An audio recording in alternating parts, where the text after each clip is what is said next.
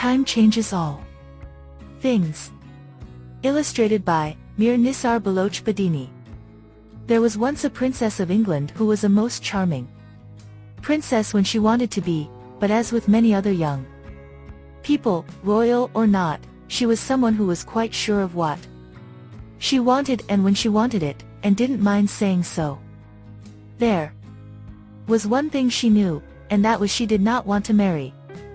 Of course many suitors came to call, but she refused them all, scorning each one for even trying to woo her. The strong energy and high spirits of the princess were known far and wide. There was a prince of Denmark who became fascinated with her. He sent word to the English palace, asking the King of England for his daughter's hand in marriage. This is how that sort of royal match happened in those days. One would send word, like that. When the king told his daughter of this message, the princess answered she would rather earn her bread by spinning all her life than to marry such a poor and miserable prince as the Prince of Denmark. However, the young prince was determined to win her.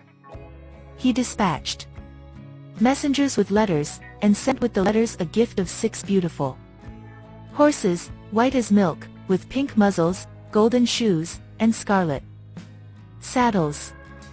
Such fine horses as these had never before been seen in England. The king was much impressed. He said to his daughter that a prince who could send such a fine gift must at least be considered for a suitor. "What part do you not understand, father?" she said, annoyed. "Only a princess can in such a manner to a king." "Father, I told you a million times I have no wish to marry, not to this fellow, nor anyone." So that her message was entirely clear, the princess ordered the grooms to cut off the manes and tails of the 6 horses, to soil them with dirt, and to return them to Denmark with the message that rather than be married to him she would sit in the streets and sell pottery. When he learned of this response, the King of Denmark became enraged. He declared that he would put to sea with all his ships and go to war with England at once to avenge the insult. His son begged him, however, to hold off on any such action. Instead, the prince built a ship so beautiful and costly that its like had never been seen before.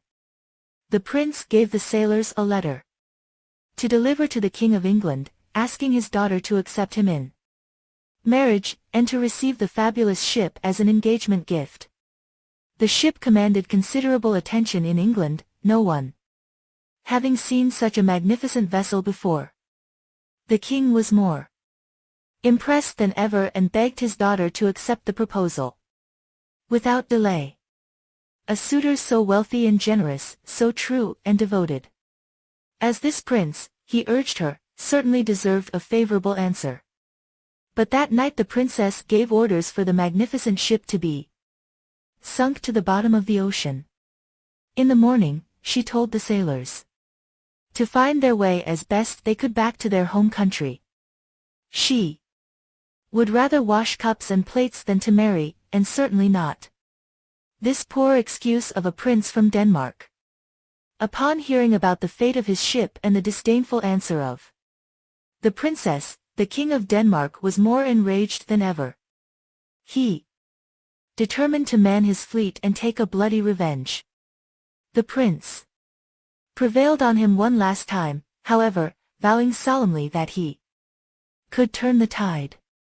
And so the prince left Denmark quite alone and reached England. Since no one knew who he really was, he decided to call himself Greyfoot. Disguised in an old hat, dingy clothes, and grey wooden shoes, he arrived at the English palace towards evening. He found a herdsman and asked for work. That night the prince slept with the cows in the stable. The next morning the prince, now Greyfoot, began work as a herdsman's helper by driving the royal cattle to their watering hole, and returning them safely back to the royal barn at the end of the day. The path to the watering hole happened to travel exactly below the windows occupied by the princess. As Greyfoot approached below the princess window, he pulled from a bundle he had brought with him a golden spindle, a rod used in spinning wool, and proceeded to use it in driving forth the cows. The princess caught a glimpse of the sun shining on the golden spindle. She took a great fancy to it, and sent someone down to ask whether the beggar were willing to sell it. Greyfoot answered to her servant that he did not care to sell it for money. However, he said that would gladly give it to her if she would only answer a single question he would put before her. "No," the princess declared to her servant. "Tell that herdsman a princess is not obliged to answer any question put before her by anyone at all." "Very well," answered Greyfoot to the servant when he heard her response. "Then let her majesty know that I shall keep my spindle." Yet she yearned for that beautiful golden spindle. And so she agreed to the terms. What was one question, after all? "Princess," said Greyfoot, looking up at the princess as she leaned out the window sill. "Answer me this, is the sky blue?" The princess laughed. What kind of question was this? She answered with glee, "Yes, of course yes." And the beggar gave her servant his golden spindle to take up to her mistress. The next morning, the princess noticed Greyfoot chasing the cows with a golden reel, a spool that turns as a spinning handle is turned. At once she sent one of her maids down to ask whether the golden reel could be bought. "Yes," was the message that Greyfoot relayed to the princess through her maid, "and the price is the same as yesterday. The princess must answer a single question that I put before her." When she heard this, the princess laughed to herself, remembering the silly question this rundown fellow had asked the day before. But as the treasure could be had in no other way, she agreed. "Then here it is, princess," said the beggar, looking up to the princess at her window. "Tell me this, is the grass green?" Again, the princess laughed. "Yes, of course yes," she cried. And so she got the golden reel, too. The third morning Greyfoot drove the cattle to the watering hole using a weaver's shuttle of pure gold. The princess sent for him. When he appeared before her, she asked his name and he told her. "Very well, Greyfoot," said she. "How much do you ask for this treasure of yours?" Another mind-stumping question, I suppose. And Greyfoot answered, "Your Highness, all I ask is that your answer be the same as it was twice before, that you agree to say, yes, of course yes, to the question I will put before you." The princess chuckled. "Perhaps I'll be asked this time whether birds fly, or if fish swim," she thought. "Very well, then princess," said the beggar. "Are you ready?" She smirked. "Then here is the question," said Greyfoot. "Will you marry me?" The princess was astonished. "Surely you can't expect me, the princess of all England, to throw my life away on a shabby beggar such as you." The king overheard his daughter's cries. When he heard the entire situation he thundered, "Daughter, I cannot believe that you gave your word to marry this man. But apparently you have, and so marry him. You must. There is nothing more to discuss. The two of you, be off." The king made hasty arrangements for a wedding. Shortly afterward, Greyfoot and the princess were married. Thus the princess was forced to leave her life of royal comforts. When they passed the barn door, Greyfoot turned to the princess, saying, "You cannot walk on these dusty roads in your silk gown and satin shoes. You must change your clothes before we depart." "Can this get any worse?" wailed the princess. But they visited the herdsman's wife, who gave the princess, who was now Greyfoot's wife, a plain dress of linsey woolsey, a woolen jacket, a cape, and a pair of heavy shoes. "That's better," said Greyfoot. At first they walked on opposite sides of the road, without speaking. But after a while the princess raised her eyes to look at the man who was now her husband. To her astonishment she noticed that he was neither old nor ugly, but really a handsome young man, in spite of his old and tattered clothes. "Yet he tricked me, and I like it not," she reminded herself. The princess was not used to walking very far, and especially with such heavy shoes. She was soon exhausted. "Greyfoot," she said. "Slow down. Do not walk so fast." "Ah," he said, "it is not easy having a princess for a wife." "Very well. Then, I'll slow down, but move on we must." At last they arrived at a seaport. There Greyfoot obtained passage for himself and his wife as servants aboard a ship. The princess felt much relieved when at last the shoreline of her father's land vanished from sight. "At least no one I know will see me any more in this state," she said glumly. She had no idea where they were bound, nor did she care. The voyage ended in Denmark. When they had safely landed, Greyfoot proceeded to rent a small cabin in the neighborhood of the royal palace. It had only one little room with a stone floor and an open fireplace. They both had work to do. He would earn money where he could, and she must prepare their meals. "And to think," she said, sighing and looking about the dark, damp cabin with spiders' webs in all the corners, "that I could have married the Prince of Denmark." Greyfoot, who as you know was really the Prince of Denmark, said, only as gently as he could, "It's no use thinking of such things. You might as well get used to what we can afford. We need to make do as best we can." In a little while, Greyfoot went out and returned with an old spinning wheel and a bundle of rough flax, to be spun into yarn. "I will go out to find work to earn some money," he said. "But neither of us can afford to be idle. Spin this flax into yarn, and we might make a few pennies from your efforts." Greyfoot went to the palace at Denmark, his own palace. No one recognized him in his old clothes, and he found work there as a woodcutter. The princess knew how to spin flax, though she hadn't done it much. She spent most the day spinning until her fingertips were raw and her knees shaked under her. The yarn was forever becoming torn and knotted.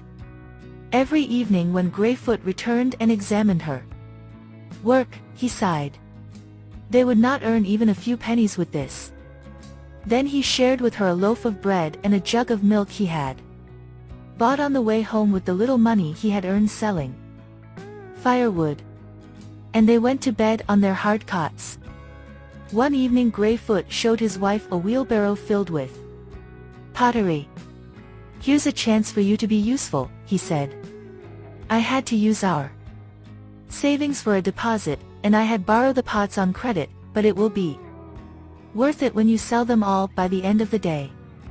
It's easy enough work to stand behind a table at the marketplace and sell pots, even for a princess." The next day Greyfoot went to his work as usual, and his wife set out for the town with her pottery.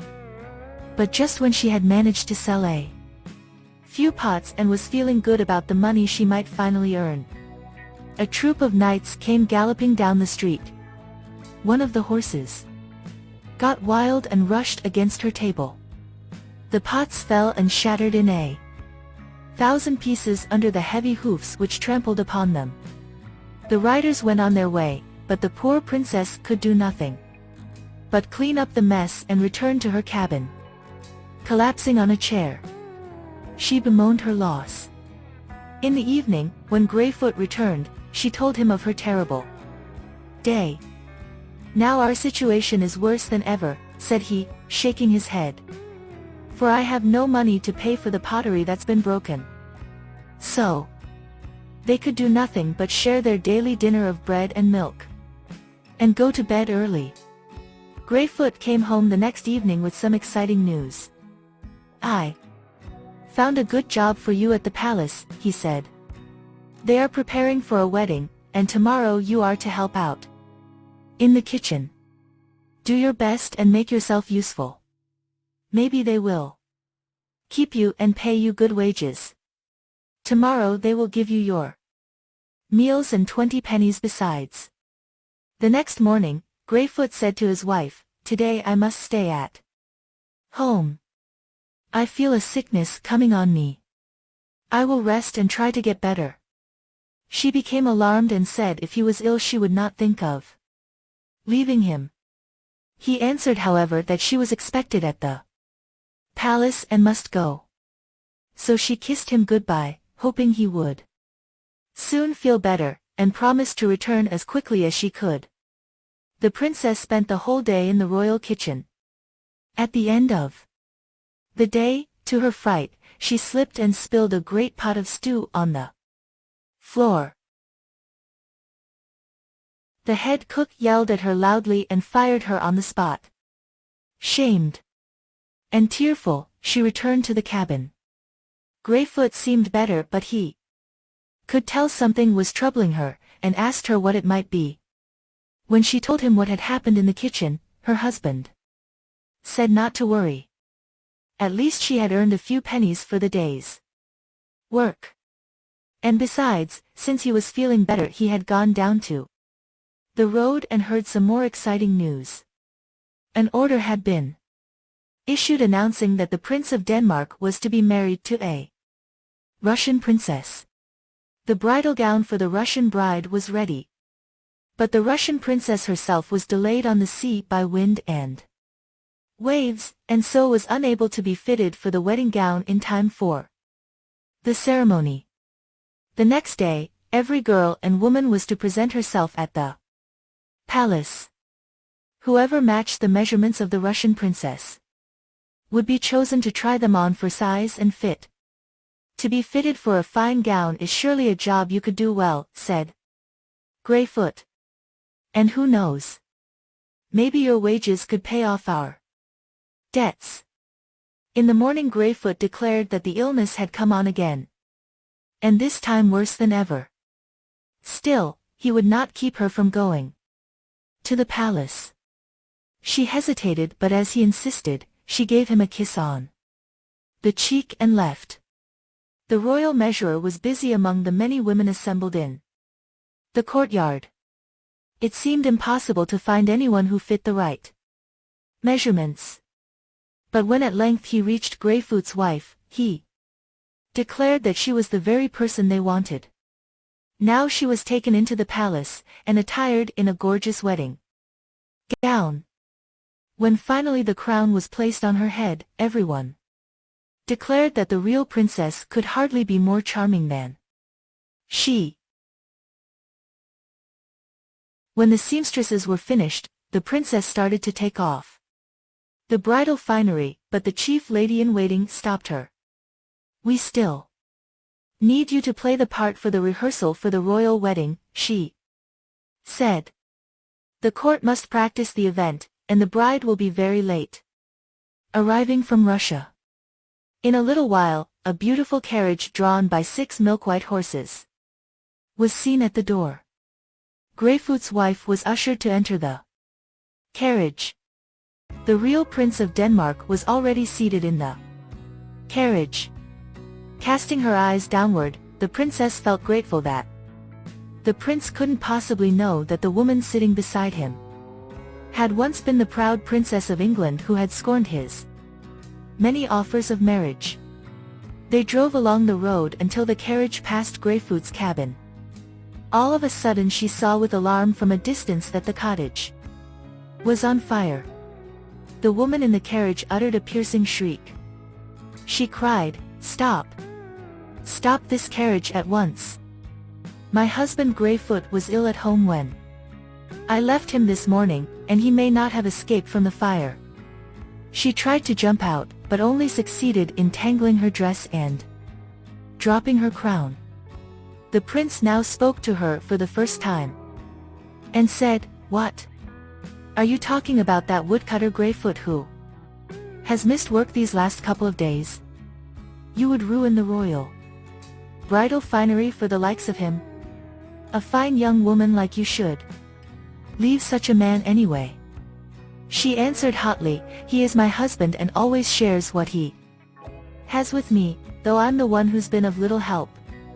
Why, even if you offered me the place that I am now occupying as your real bride, I would refuse it, and return to the cabin where I have lived the happiest part of my life." The prince smiled. He said, "But you are already my bride." Now she looked at him directly. Indeed he, the Prince of Denmark, and her husband Greyfoot were one and the same. Throwing her arms around him, she said that she was glad he was not burned up in the fire, and how could it be that he was really the Prince of Denmark? And so they laughed and chuckled and said over and over how it's really something, how things can change with time and end up so differently from what may have thought, and so much the better for it. The Prince of Denmark and the Princess of England were wed again. This time for all to see. They were as content in the palace as they had become together in their humble cottage. And so the Princess of England became the happy Princess of Denmark, and in the years to come, its good queen. The end.